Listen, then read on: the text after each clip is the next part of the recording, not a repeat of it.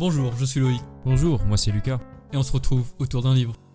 Aujourd'hui, on va parler de l'essence des choses. Nous allons parler de la matière dont nous sommes faits, des théories physiques qui régissent le monde quantique, pour finir par parler de l'âme. Pour cela, nous aurons comme support de lecture Le Grand Tout de Sean Carroll. Pour moi, aujourd'hui, je vais vous parler d'un classique du siècle dernier. On va parler de relations humaines, de Freud, d'Abraham Lincoln, mais ça, c'est dans la deuxième partie de l'épisode. Aujourd'hui, c'est donc la deuxième fois que je vais parler du livre Le Grand Tout de Sean Carroll. Nous allons nous pencher sur le livre 3, L'essence des choses, et je vous invite donc à aller écouter l'épisode 2 d'Autour d'un livre, où nous avons pu déjà parler du livre 2, en parlant de naturalisme poétique et de réalité.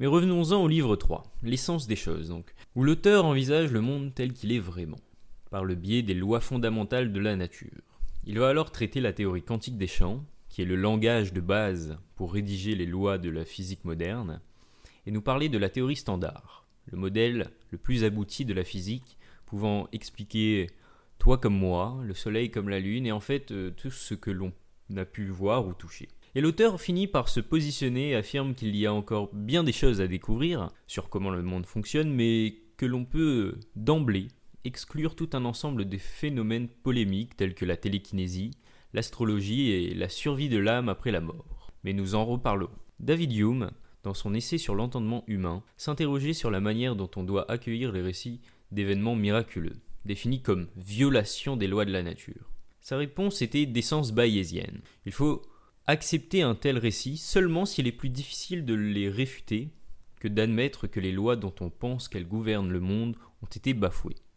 S'il est plus difficile d'en douter que d'y croire. Toute théorie scientifique est une manière de parler du monde, un récit particulier dans un certain domaine de validité. Il ne faut pas l'oublier. En ce moment, il y a une théorie qui semble être pertinente dans un très vaste domaine de validité. C'est la théorie des forces et des particules, la théorie standard. Prenons quelques minutes pour en parler. Si on a déjà entendu parler de quantique, on a sûrement déjà entendu dire que personne n'y comprenait rien, même pas les plus grands chercheurs. Bien heureusement, cette affirmation est fausse. Il y a en effet un aspect mystérieux de la mécanique quantique, mais il ne faut pas l'exagérer. C'est la théorie qui obtient les résultats de plus grande précision dans son domaine de validité, et on n'y comprendrait rien. Mais quelle est cette théorie ? On peut déjà parler de la partie qui met tout le monde d'accord, ce que l'on voit quand on observe un système. Imaginez un atome, comme par exemple le plus simple qui soit, celui de l'hydrogène, un proton et un électron. Beaucoup imagineront l'électron orbiter autour du noyau, comme un mini-système solaire. C'est là le modèle de Rutherford, mais ce n'est pas correct. En fait, l'électron n'est pas en orbite au sens classique. Il existe des orbites spéciales correspondant à des valeurs spécifiques d'énergie. L'électron possédant lui-même certaines valeurs énergétiques spécifiques, il ne peut pas se trouver sur certaines orbites. Mais comment fait-il alors pour passer à une orbite différente ? L'électron effectue ce que l'on appelle des sauts quantiques. Avec cette description, j'ai passé les détails bien sûr, beaucoup de questions se sont posées, comme qu'est-ce qui provoque le passage d'un électron d'une orbite à une autre ? En fait, plein de questions sur l'état du système. Et pour répondre à ces différentes questions, les physiciens ont dû abandonner l'idée d'état comme étant une description complète de sa situation actuelle et ont dû réinventer le concept de mesure et d'observation. En mécanique classique, on peut mesurer ce que l'on veut dans un système avec la précision que l'on veut, au moins en principe. Ce n'est pas le cas en mécanique quantique. Déjà, on ne peut mesurer que certaines choses. On peut mesurer la position d'une particule, ou on peut mesurer la vitesse d'une particule, mais jamais les deux à la fois. On dit que l'état du système, en mécanique quantique, est une superposition de tous les résultats de mesure possibles. C'est la fonction d'onde du système. La mécanique quantique donne la probabilité que lorsque l'on observe un système quantique possédant une fonction d'onde déterminée, on obtienne un résultat particulier. C'est comme si au poker, votre adversaire n'avait pas une des mains possibles, mais qu'il avait véritablement une combinaison de toutes les mains possibles en même temps, et que sa main ne deviendrait qu'une occurrence spécifique que quand il retourne ses cartes pour vous les montrer. C'est très bizarre, mais c'est ça. Pour finir sur cette mise en bouche du monde quantique, il faut comprendre qu'en mécanique quantique, il n'y a pas de localisation précise. Prenons l'exemple d'une boule de billard sur une table. Il n'y a pas de localisation de la boule au point de vue quantique. Si on observe la boule, on la voit bien précisément à un endroit ou à un autre, mais quand on ne l'observe pas, la boule n'a pas de localisation. Elle a une fonction d'onde, une superposition de toutes les localisations possibles. Il y a donc deux évolutions d'un objet quantique. L'un suivant l'équation de Schrödinger, quand on ne l'observe pas, et une autre, là où l'on dit que la fonction d'onde s'effondre quand on l'observe. Il se pose donc la question de qu'est-ce qu'on appelle un observateur ? Est-ce qu'un microscope, une caméra, un écureuil est un observateur ? C'est le problème de la mesure en mécanique quantique, toujours irrésolu à l'heure actuelle. La mécanique quantique est alors, pour autant que l'on sache la manière dont l'univers fonctionne. Mais ce n'est pas une théorie spécifique. C'est un cadre dans lequel il y a plusieurs théories particulières. La physique moderne prétend que les particules et les forces qui constituent les atomes sont des manifestations de champs. Ce point de vue est celui de la théorie quantique des champs. C'est cette théorie qui nous assure qu'on ne peut pas tordre de cuillère par la puissance de l'esprit et que l'on connaît toutes les pièces qui nous constituent, vous et moi. Et de quoi sont faits ces champs ? Il n'y a pas de réponse à cela. Les champs sont la substance dont tout le reste est fait, jusqu'à que l'on trouve quelque chose d'encore plus primordial. Bon, je pense que ce sera déjà bien comme première approche de la matière. Pour plus de détails, je vous conseille le livre. Alors, la théorie quantique des champs est un cadre infiniment puissant. Comme le dit l'auteur, si Godzilla et Hulk avaient un enfant, et que celui-ci était un cadre décrivant une certaine sorte de théorie physique, cet enfant serait la théorie quantique des champs. Ici, puissant signifie restrictive. La puissance décrite ici est donc la faculté de commencer avec un très petit nombre d'hypothèses pour en tirer des conclusions qui sont fiables et dont la portée est large. Donc, la théorie quantique des champs anéantit des spéculations sur le type de choses qui peuvent advenir dans la réalité physique. Je vous laisse découvrir par vous-même pourquoi cette théorie est si puissante, sinon on n'en finira plus. Alors, pour finir, il est vrai que toutes ces questions de particules, de champs quantiques paraissent bien éloignées du côté humain de notre représentation du monde. Nos préoccupations, notre vie sociale, etc. Pourtant, nous sommes faits de ces particules et de ces champs qui obéissent aux lois de la physique. Alors, tout ce qui nous concerne, humains, doit être compatible avec la nature et le comportement des éléments qui nous composent. Même s'il faut le souligner, ces éléments ne font pas tout. En introduction, j'ai donc mentionné l'âme. L'auteur en parle en effet dans les derniers chapitres qui closent le 3e livre. Je vais ici vous faire un bref résumé.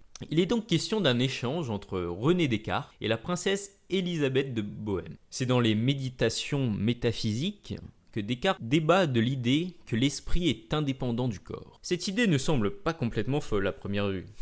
Il semble en effet différent du corps lui-même. Les organismes vivants et les objets sont constitués de matière, mais les créatures conscientes sont manifestement très différentes des amas de substances non conscients. L'argument de Descartes est le suivant.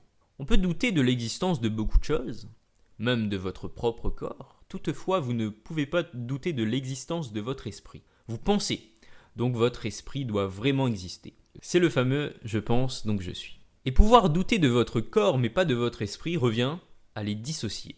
Peu de temps après la publication de l'ouvrage, la princesse donc était intriguée et était sceptique par rapport à cela.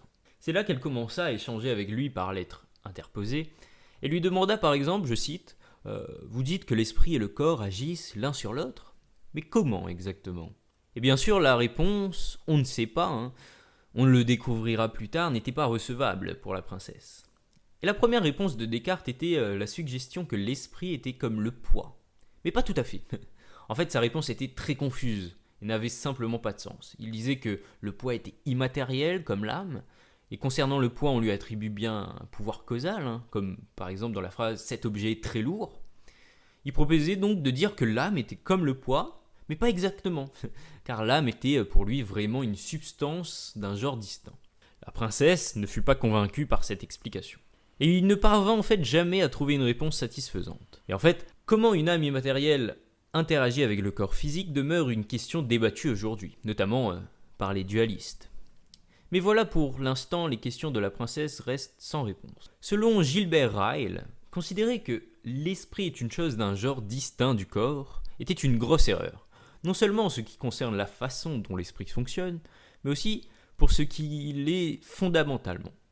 On ne comprend certainement pas totalement comment la matière en mouvement donne naissance à la pensée et aux sensations, mais vu l'état des connaissances, il semble que ce soit une tâche beaucoup plus simple que de comprendre comment l'esprit pourrait être une catégorie complètement distincte de l'existence. Descartes dédia son dernier ouvrage à la princesse en disant qu'il devait mieux tenir compte de la nature humaine et des passions, des sentiments. Il publia Les Passions de l'âme, ouvrage qui peut être vu comme une réponse aux suggestions de la princesse.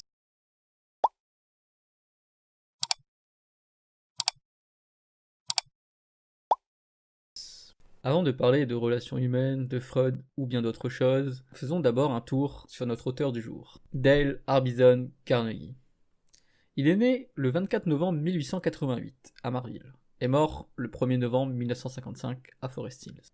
Dale était un écrivain et conférencier américain qui a proposé une méthode de développement personnel adaptée au monde de l'entreprise, qui porte aujourd'hui son nom.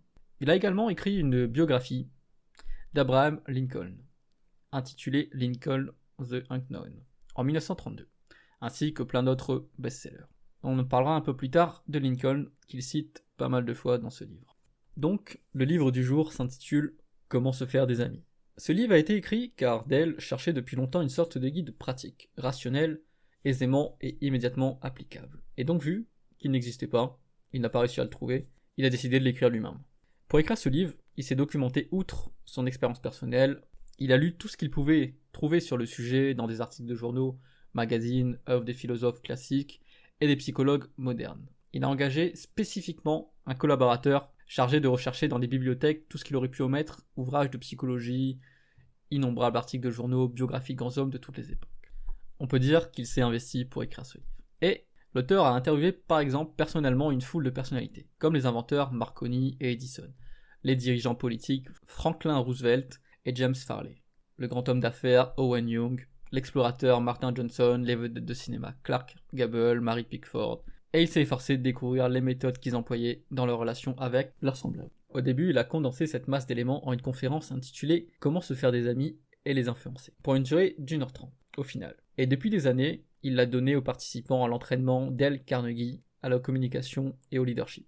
Après chaque conférence, il engage ses auditeurs à appliquer les principes qu'il a exposés et à venir ensuite relater les résultats obtenus. Tous ces gens, voulant s'améliorer, sont enchantés à l'idée de travailler dans le laboratoire même de la vie. Le seul qui ait jamais existé pour l'étude des comportements. Comment se faire des amis n'a pas été écrit dans le sens habituel du mot. Il a évolué comme un enfant, il s'est formé, développé, il a pris de l'ampleur et de la force dans ce laboratoire, la vie, nourri de l'expérience de milliers de personnes. Alors au début, il a rédigé quelques principes dont la liste tenait aisément sur une carte grande comme la main. La saison suivante, la liste s'était allongée, puis elle se transforma en une série de brochures. Chacune d'elles grandit à son tour, et après 15 ans d'expérience et de recherche, il nous apporte ce livre. Donc, les principes énoncés dans ce livre ne sont pas simplement des théories, des suppositions, mais, d'après lui, produisent des résultats immédiats presque magiques.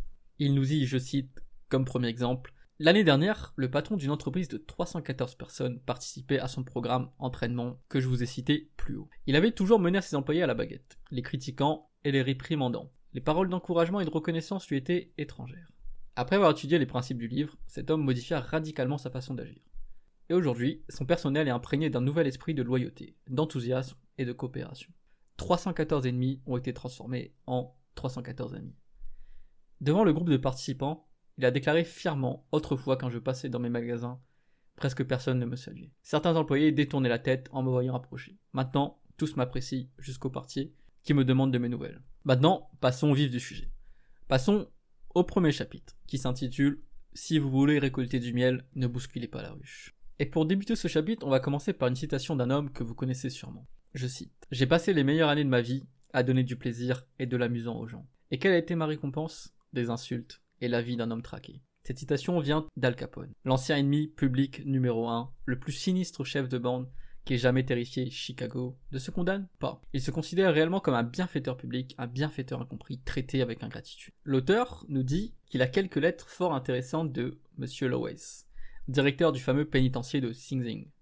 Il assure que peu de criminels à Sing Sing se considèrent comme des malfaiteurs. Ils se jugent tout aussi normaux que les autres hommes. Ils raisonnent, ils s'expliquent, par un raisonnement logique ou fallacieux. La plupart s'efforcent de justifier même à leurs propres yeux leurs actes antisociaux, et déclarent en conséquence que leur emprisonnement est absolument inique. Ensuite, l'auteur nous dit aussi, pour comprendre un peu mieux ce phénomène, John Wanamaker, propriétaire des grands magasins qui portent son nom, dit un jour, depuis 30 ans, j'ai compris que la critique est inutile. J'ai bien assez de mal à corriger mes propres défauts sans me tourmenter, parce que les hommes sont imparfaits. et parce que Dieu n'a pas jugé bon de distribuer également à tous le don de l'intelligence. 99 fois sur 100, l'être humain se juge innocent, quelle que soit l'énormité de sa faute, ce qui nous permet de comprendre pourquoi c'est criminel, essaie toujours de s'expliquer et se juge innocent. La critique est vaine parce qu'elle met l'individu sur la défensive et le pousse à se justifier. La critique est dangereuse parce qu'elle blesse l'amour-propre et qu'elle provoque la rancune. Voyons un exemple de quelqu'un d'un peu plus célèbre. Abraham Lincoln, qui est, pour ceux qui ne connaissent pas, 16e président des États-Unis et élu à 2 reprises. Le samedi matin 15 avril 1865, Abraham Lincoln agonisait dans une chambre d'hôtel, juste en face du théâtre Ford, où Booth, un exalté politique, l'avait abattu d'une balle de revolver. Tandis que Lincoln achevait de mourir, Stanton, le ministre de la guerre qui était présent, dit « Voilà le plus parfait meneur d'hommes que le monde ait jamais connu. » Quel fut le secret de Lincoln? Comment s'y prenait-il pour avoir une telle emprise sur les êtres? Pendant 10 ans, Dell étudia la vie d'Abraham Lincoln. Il a passé 3 ans à écrire un livre intitulé Lincoln l'inconnu, ou Lincoln the Unknown, du titre original, que j'ai cité dans l'introduction. Il a spécialement analysé les méthodes qu'il appliquait dans ses rapports avec ses semblables. Est-ce que Lincoln aimait critiquer? Oh oui, au temps de sa jeunesse quand il habitait à Pigeon Creek Valley, dans l'état d'Indiana. Il allait jusqu'à écrire des épigrammes, des lettres dans lesquelles il ridiculisait certaines personnes, et qu'il laissait tomber sur les routes espérant que les intéressés les trouveraient. Mais quelque chose changea un jour. En 1842, il s'attaque à un politicien irlandais, vaniteux et batailleur du nom de James Shields. Il le ridiculisa outrageusement dans le Springfield Journal. Un rire immense secoua la ville. Shields, fier et susceptible, bondit sur l'outrage. Et découvrir l'auteur de la lettre, sauta sur son cheval, trouva Lincoln et le provoqua en duel. Lincoln ne voulait pas se battre, il était opposé au duel. Mais il ne pouvait l'éviter pour sauver son honneur. On lui laissa le choix des armes. Comme il avait de longs bras, il décida pour l'épée de cavalerie et prit des leçons d'escrime. C'est vrai qu'on est à une toute autre époque. Au jour dit, les deux adversaires se rencontrèrent sur les bords du Mississippi, prêts à se battre jusqu'à la mort. Heureusement, à la dernière minute, les témoins intervinrent et arrêtèrent le duel. Ce fut l'incident le plus tragique de la vie privée de Lincoln. Il en tira une précieuse leçon sur la manière de traiter ses semblables. Jamais plus il n'écrivit une lettre d'insulte ou de sarcasme. À partir de ce moment, il se garda de critiquer les autres. Encore Lincoln. Pendant la guerre de sécession, Lincoln dut à maintes reprises changer les généraux qui étaient à la tête de l'armée du Potomac. À tour de rôle, il commettait de funestes erreurs et plongeait Lincoln dans le désert. La moitié du pays maudissait férocement ses généraux incapables. Cependant, Lincoln restait modéré dans ses propos. Une de ses citations préférées était celle-ci. « Ne juge point si tu ne veux point être jugé ». Et lorsque Madame Lincoln ou d'autres blâmaient sévèrement les sudistes, Lincoln répondait « Ne les condamnez point, dans les mêmes circonstances, nous aurions agi exactement comme eux ». Qu'on doit retenir, quand vous vous adressez à un homme, rappelez-vous que vous ne parlez pas à un être logique, vous parlez à un être d'émotion. Au lieu de condamner les gens, essayons de les comprendre. Essayons de découvrir le mobile de leur action, voilà qui est beaucoup plus profitable et plus agréable que de critiquer. Voilà qui nous rend tolérants, compréhensifs et bons. Tout savoir, c'est tout pardonner. Chaque chapitre de ce livre se termine par un principe, résumé en une phrase. Donc le premier principe, ne critiquez pas, ne condamnez pas, ne vous plaignez pas. Voyons maintenant un autre chapitre, qui s'intitule « Le grand secret des relations humaines ». Il n'est qu'un moyen au monde d'amener une personne à accomplir une certaine action. C'est de susciter en elle le désir d'accomplir cette action. C'est seulement en vous procurant ce que vous voulez que je parviendrai à vous faire agir. Or, que voulez-vous? Sigmund Freud, neurologue autrichien et célèbre philosophe, notamment fondateur de la psychanalyse, prétend que tous nos actes sont provoqués par 2 désirs fondamentaux, le désir sexuel et le désir d'être reconnu. Selon le philosophe américain John Dewey, le mobile le plus puissant de la nature humaine, c'est le désir d'être important. Mais quels sont nos besoins? Peu de choses, mais ces choses, nous les réclamons avec une insistance inlassable. La santé, la nourriture, le sommeil, l'argent et les biens qu'il procure, la survivance future, la satisfaction sexuelle, le bonheur de nos enfants, le sentiment de notre importance. Presque tous ces besoins sont généralement satisfaits. Mais il en est un qui est rarement contenté. Et pourtant, il est aussi profond, aussi impérieux que la faim. Cette aspiration, c'est ce que Freud appelle le désir d'être reconnu. C'est ce que John Dewey appelle le désir d'être important. Ce désir d'être important n'existe pas chez les animaux. C'est même une des principales différences qui existent entre eux et l'homme. Pour illustrer ceci, voyons un exemple du père de Dale directement. L'auteur nous dit, je cite, « Ainsi mon père avait une ferme dans le Missouri, où il élevait de magnifiques porcs et des bêtes à cornes. Il les amenait à toutes les foires et concours agricoles et remportait toujours des prix. À la maison, il épinglait sur un grand carré de mousseline blanche tous les rubans bleus de ses triomphes. Et quand des visiteurs venaient, il déroulait sa précieuse mousseline. Il m'en fallait tenir une extrémité pendant qu'il tenait l'autre pour permettre à l'assistance d'admirer ses trophées. Les cochons se montraient parfaitement indifférents à ces récompenses, mais si nos ancêtres n'avaient pas eu en eux ce désir d'être reconnus, la civilisation n'aurait pas existé, car sans lui, nous serions demeurés semblables à des bêtes. » C'est ce besoin d'importance qui conduisit un pauvre petit commis, sans instruction, à étudier des livres de droit qu'il avait découverts au fond d'une caisse de bric-à-brac, achetés dans une vente pour 50 cents. Ce petit commis s'appelait Lincoln. C'est inconsciemment pour affirmer notre importance que nous achetons le dernier modèle de voiture, que nous tenons à avoir vu tel film ou tel livre, ou que nous parlons avec complaisance des succès scolaires de nos enfants. Dites-moi comment vous comblez votre besoin d'importance, je vous dirai qui vous êtes. Cela détermine votre personnalité, c'est ce qui vous caractérise le mieux. Par exemple, pour satisfaire son besoin d'importance, John Davidson Rockefeller, pour ceux qui ne connaissent pas, industriel américain, premier milliardaire de l'époque contemporaine, il fait partie du mythe des Américains self-made men. Il fit construire en Chine à Pékin un hôpital moderne pour soigner des millions de malheureux qu'il n'avait jamais vus. À l'opposé, John Dillinger, célèbre bandit américain, manifesta son importance en devenant assassin et voleur de banque. Poursuivi un jour par les agents du FBI qui lui faisaient la chasse dans le Minnesota, il se précipita dans une ferme en criant « C'est moi, Dillinger ». Il était fier d'être l'ennemi public numéro 1. « Je ne vous ferai pas de mal, dit-il, mais je suis Dillinger ». La différence la plus caractéristique entre Dillinger et Rockefeller n'était-elle pas dans la manière dont ils affirmèrent leur importance? Pour encore illustrer ce besoin, remontons un peu plus loin dans l'histoire. Donc, l'histoire est pleine d'exemples amusants où l'on voit des personnages célèbres s'efforcer de montrer leur importance. George Washington, le premier président des États-Unis, lui-même exigeait qu'on l'appelait sa grandeur le président des États-Unis. Christophe Colomb, navigateur génois et célèbre pour avoir découvert l'Amérique en 1492, réclamait le titre d'amiral de l'océan et vice-roi des Indes. Catherine de Russie refusait d'ouvrir les lettres qui n'étaient pas adressées à Sa Majesté impériale. Et on voit même des gens tomber malades pour capter l'intention et la sympathie de leur entourage, pour se donner une preuve de leur importance. D'ailleurs, en lisant ce passage, ça m'a fait penser au syndrome de Munchausen, si je ne me trompe pas, qui est un syndrome où les gens ont le besoin de simuler ou de provoquer une ou plusieurs maladies. Ils s'inventent des maladies dans le but d'attirer de l'attention et de la compassion. Voyons le point de vue de certains psychiatres. Ils assurent que des gens deviennent fous pour trouver dans le monde imaginaire de la démence le sentiment d'importance que la réalité leur a refusé. Dans les hôpitaux d'Amérique, on a observé que les affections mentales sont plus nombreuses que toutes les autres maladies réunies. Quelles sont les causes de la folie?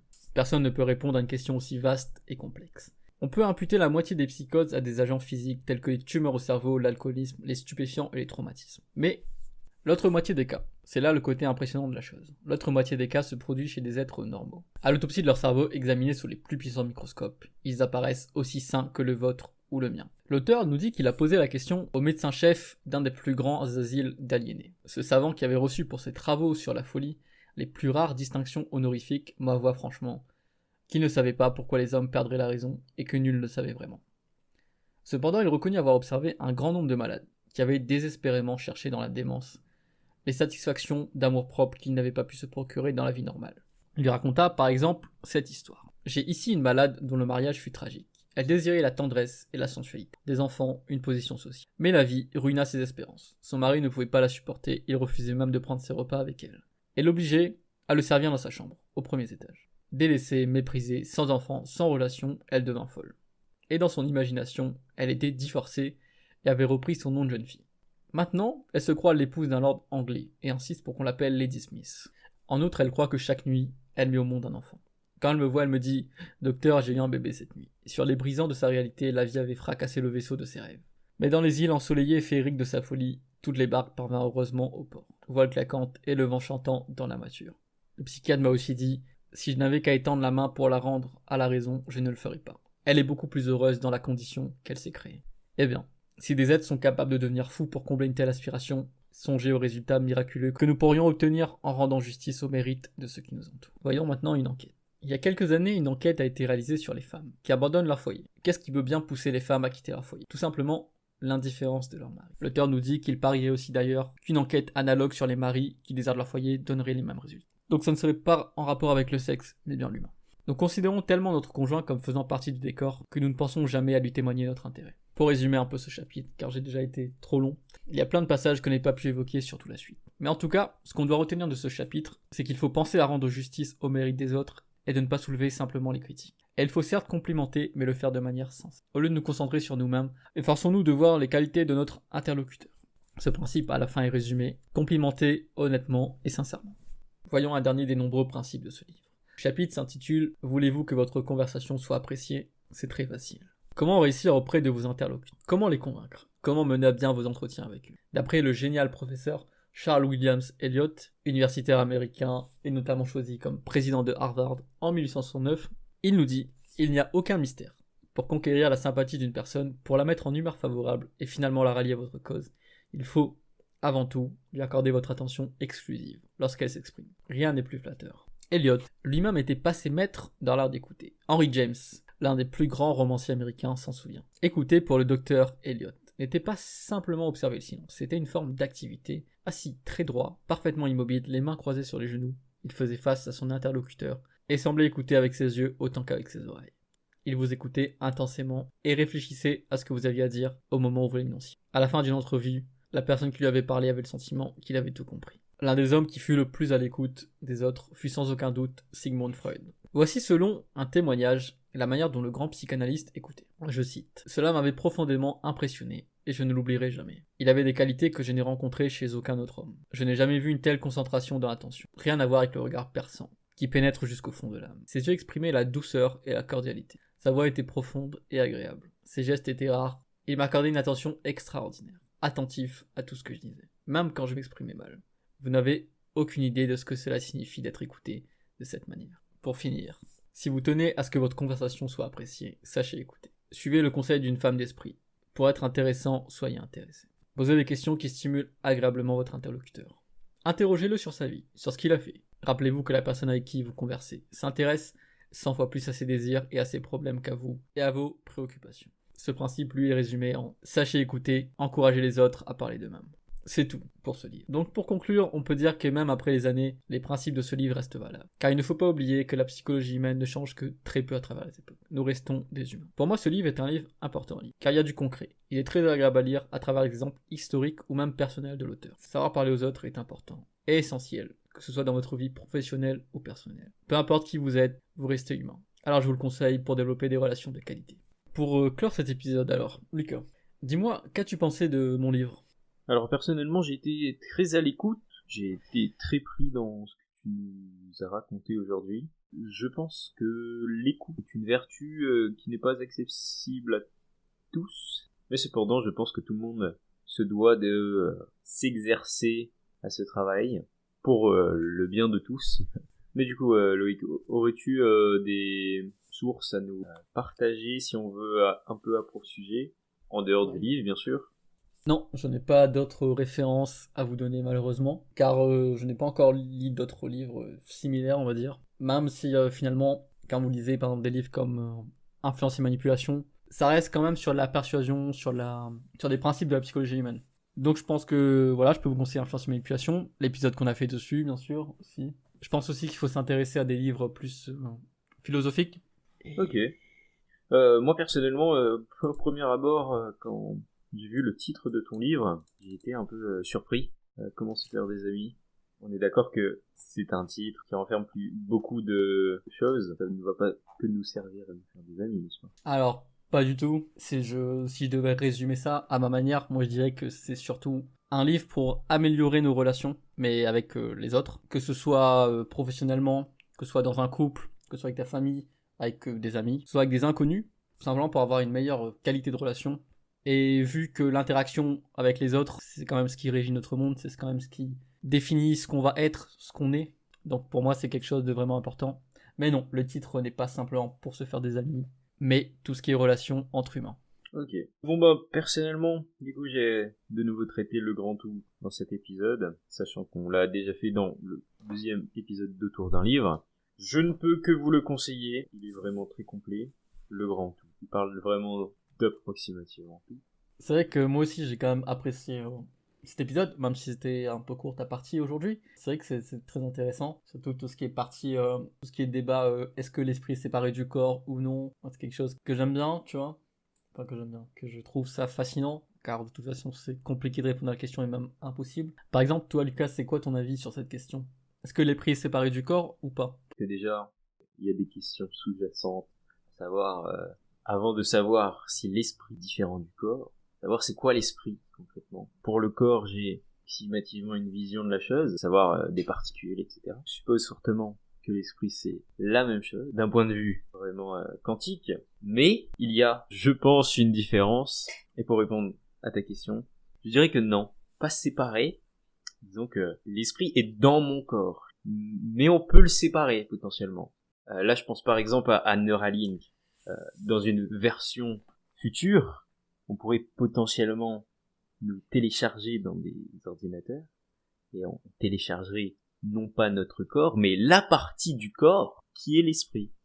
Après, je sais pas exactement comment ça fonctionne Neuralink, mais du coup, en gros, pour toi, l'esprit, c'est de la matière finalement. Enfin, L'esprit c'est de la matière, oui.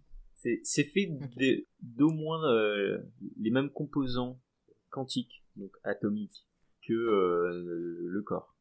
ok, donc il se trouve soit dans notre cerveau, soit dans notre tête, mais c'est vraiment pas quelque chose de différent.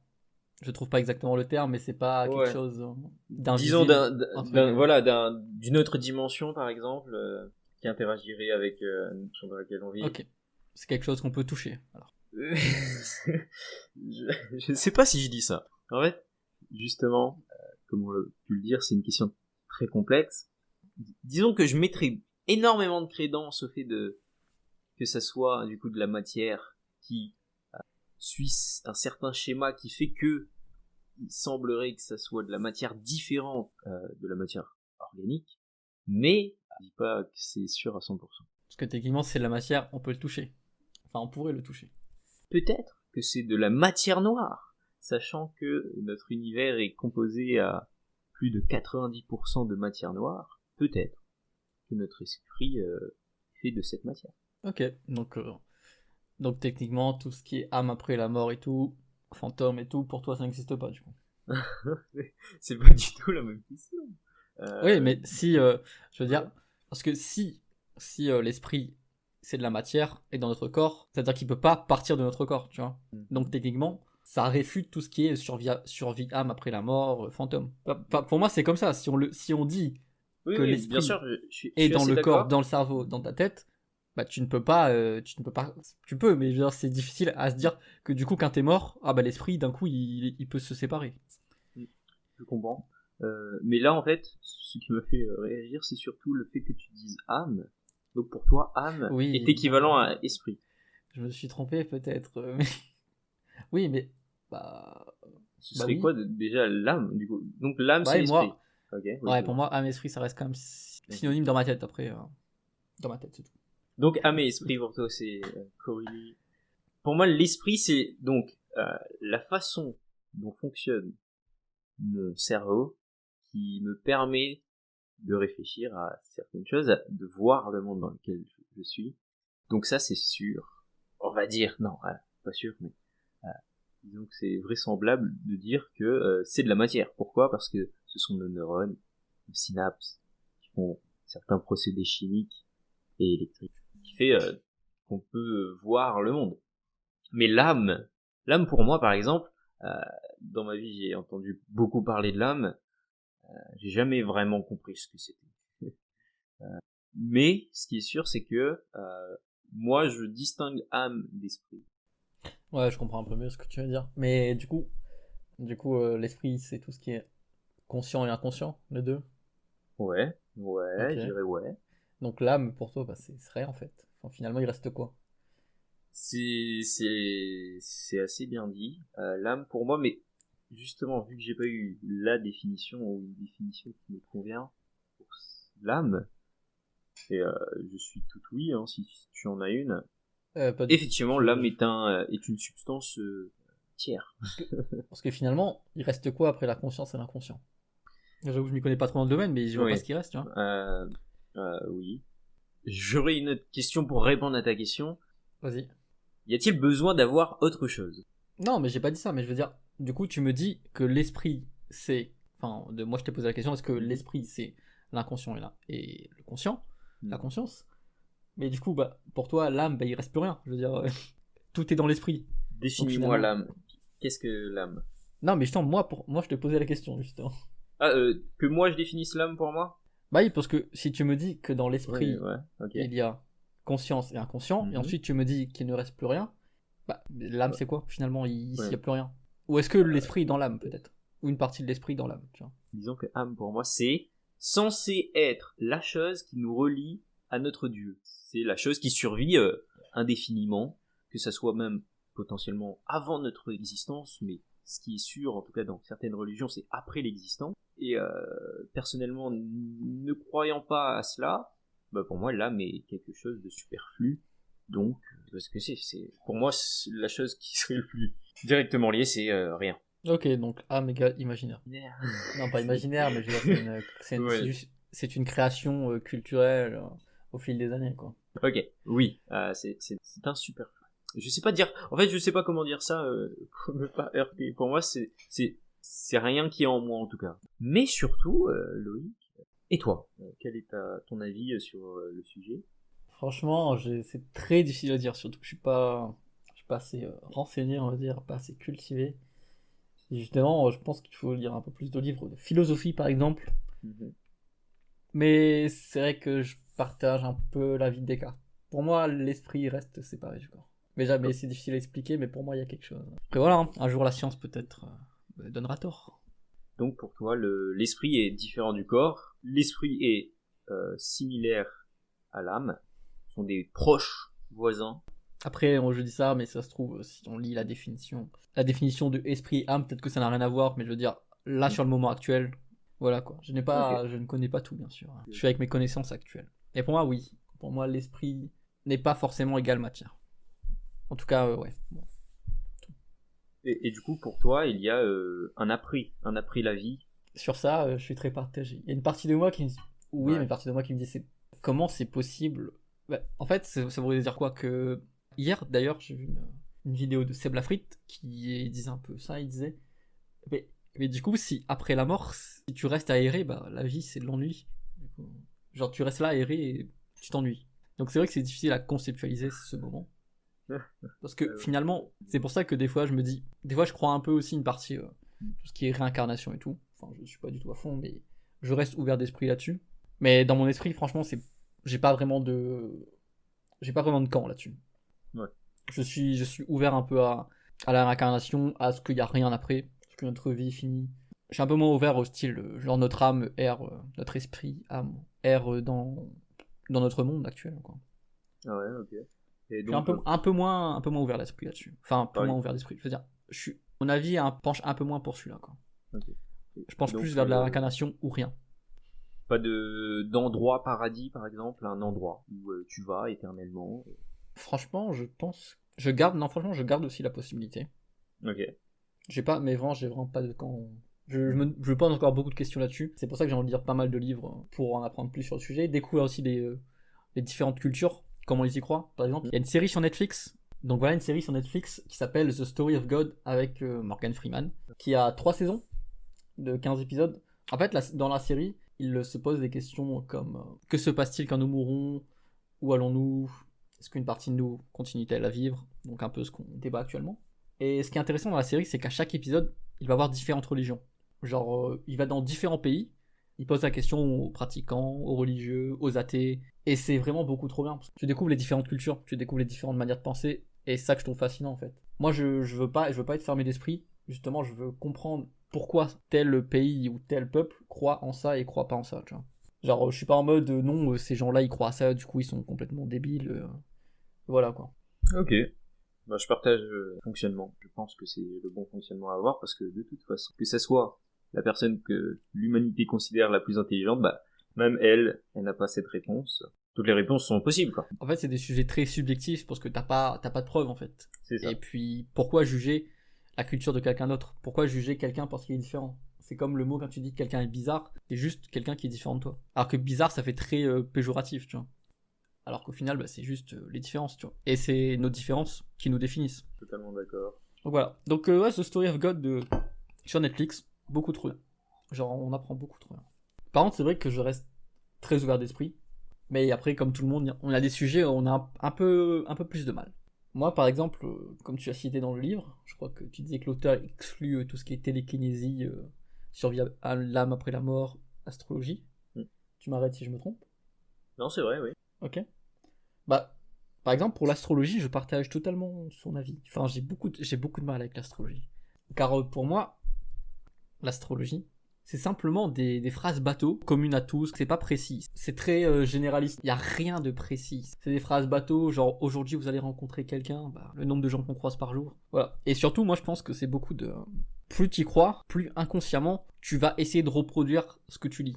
Et donc pour moi, c'est très d'interprétation. Et le truc aussi que j'ai beaucoup de mal, c'est que si l'astrologie existe, du coup, qui est-ce qui donne la vraie astrologie? Parce que moi, je suis désolé, mais quand tu lis des horoscopes, par exemple, tu lis d'un horoscope sur un site et un autre site et dans un magazine, bah, souvent c'est différent et même parfois contradictoire. Donc finalement, c'est quoi la vraie astrologie? Ça, par exemple, c'est des sujets que j'ai un peu de mal, tu vois. Mais après, je suis pas forcément le plus renseigné non plus. J'ai pas lu des milliers de trucs dessus. J'ai lu quelques articles, quelques études de scientifiques qui réfutent totalement l'astrologie. Mais voilà. Et toi, ton avis, c'est quoi sur l'astrologie, par exemple? Concernant l'astrologie, moi, je essayé d'aller voir la vidéo de 12 parsec, justement, où il débunk vraiment 100% l'astrologie. Pour le coup, pas besoin d'aller voir des articles scientifiques poussés. Prenez 30 minutes de votre vie pour aller voir un youtubeur qui est marrant en plus de ça. Et il vous expliquera par A plus B pourquoi l'astrologie, c'est bizarre et non fonctionnel. Et comme t'as dit, il y a des incohérences dans la science elle-même qui est l'astrologie. Donc, si tu me dis que moi, en tant que Scorpion, je vais rencontrer quelqu'un et que l'autre magazine me dit que je vais pas bouger de chez moi le même jour, c'est bizarre. Et de toute façon, les planètes aussi n'ont aucune signification particulière dans, par exemple, la naissance des bébés ou l'amour. Après voilà, on n'est pas. Donc je partage mon avis. Effectivement. Notre avis personnel. Ça se trouve qu'on se trompe complètement. Ça se trouve on dit des conneries. Hein. Parce que après, faut pas oublier que, par exemple, la science elle-même n'est pas toujours une vérité absolue. Même jamais. Hein. Bah oui, jamais. C'est tout le temps ça évolue. Tout le temps on réfute des théories d'avant. Donc finalement, on améliore les anciennes théories. Donc c'est très subjectif. On ne peut pas vraiment savoir dans tous les cas. Mais voilà. Nous c'est notre avis. Chacun fait comme il veut. Chacun pense ce qu'il veut. Du coup, moi j'ai bien aimé cet épisode. J'ai bien aimé le livre. J'ai bien aimé les débats qu'on a fait à la fin. C'était un bon épisode et si c'est le cas pour vous aussi, en tout cas, n'hésitez pas à nous suivre sur les réseaux sociaux, ADL Podcast, autour d'un livre, sur notre site internet adlpodcast.fr. Et n'hésitez pas à nous laisser un commentaire, un avis, ça nous fera plaisir. Il ne me reste plus qu'à vous dire, on se retrouve autour d'un livre mardi prochain.